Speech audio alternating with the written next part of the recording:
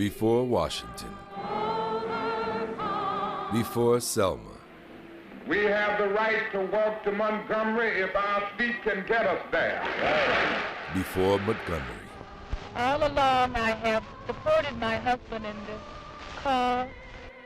There was Boston. For the first time on television, Legacy of Love tells the story of how Martin Luther King Jr. and Coretta Scott met, fell in love, and dreamed a new world together in Boston.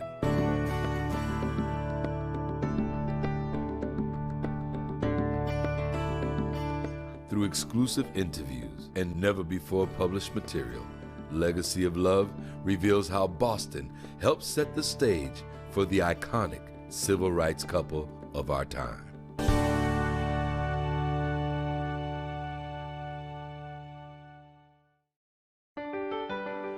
1937.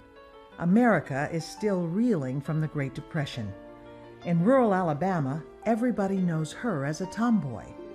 At age 10, she helps out her family by picking cotton. Later, she becomes the high school valedictorian, the leader of the church choir, and one of Antioch College's first wave of African American students. Her excellence in music earns her a scholarship to faraway Boston. Meanwhile, in urban Atlanta, a bright, well-to-do high school student, son of a famed pastor and a church choir leader, skips 2 grades, and at the age of 15 enters historically black Morehouse College. He then enrolls in Crozer Theological Seminary in Pennsylvania, already an ordained minister by age 19.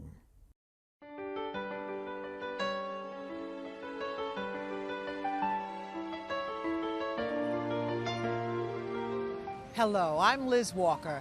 Welcome to Legacy of Love, the story of how Martin and Coretta King met in Boston and resolved to become partners in life, love, and mission.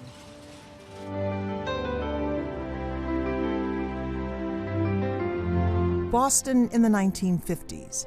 Controversial Mayor James Michael Curley is replaced by Mayor John B. Hines.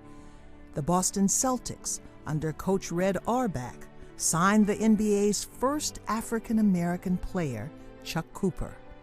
A community activist named Melnia Cass is appointed as the only female charter member at Action for Boston Community Development.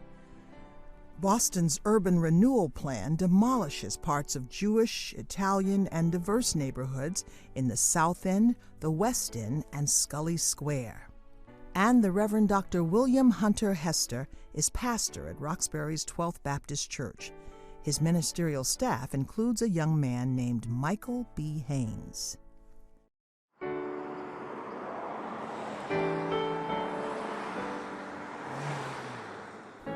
So, Dr. Haynes, it's the fall of 1951. Martin Luther King Jr. is a new graduate student at Boston University.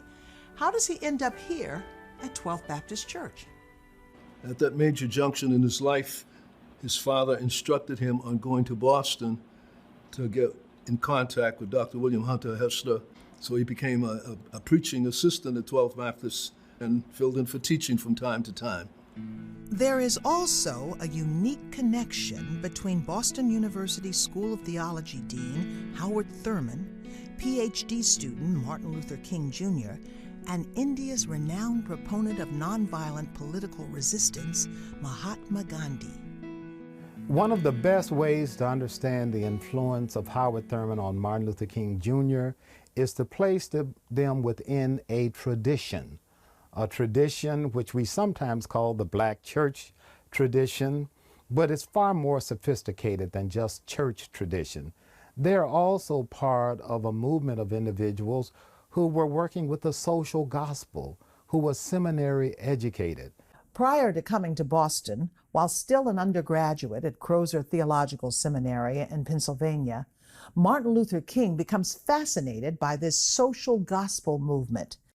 This idea that develops largely in America, but in other Western European countries, that the Bible has a message about social justice, that the Bible has an answer to many of the problems caused by this rapid industrialization, this conflicts that are going on between labor and capital.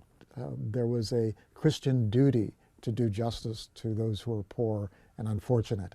And Black Americans were fascinated, especially Black intellectuals, by the campaign of Gandhi against the British. And African Americans during this period were looking for their own American Gandhi.